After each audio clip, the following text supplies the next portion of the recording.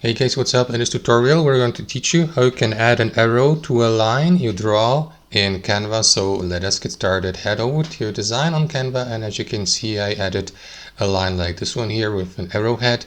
So let me remove that and start all over to show you or to guide you through the process. Head over to elements here on the left hand side and browse through that list till you get to the shapes feature. You may also use the search bar for that. So here you see the shapes feature. Click into see all here to the right. And there are basically two different ways, guys, how you can add arrows or arrowheads to your lines. The first option would be to simply go with one of these lines here that already feature an arrowhead, like this one here, that dotted line with an arrowhead, or that one here, or that line that contains or features arrowheads at both ends. So let me go with that simple line here, and as you can see, it has been added to my design. Now you may, for example, click on its arrowhead and for example, move the line just like that. You may click into it, you may rotate it.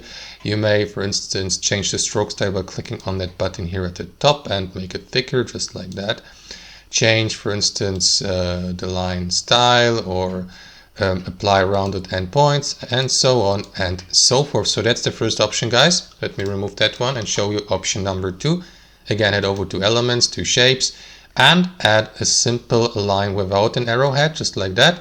And what you want to do in the next step, guys, is either add, for example, a triangle from these shapes here. However, if you believe this is too complicated, guys, there's a simpler or easier way. You may simply click on one of these buttons here at the top while your line is selected, of course, and simply decide whether you'd like to add a line at one end, or arrowhead to one end of your line, or an arrowhead to the other, or to both ends if you like.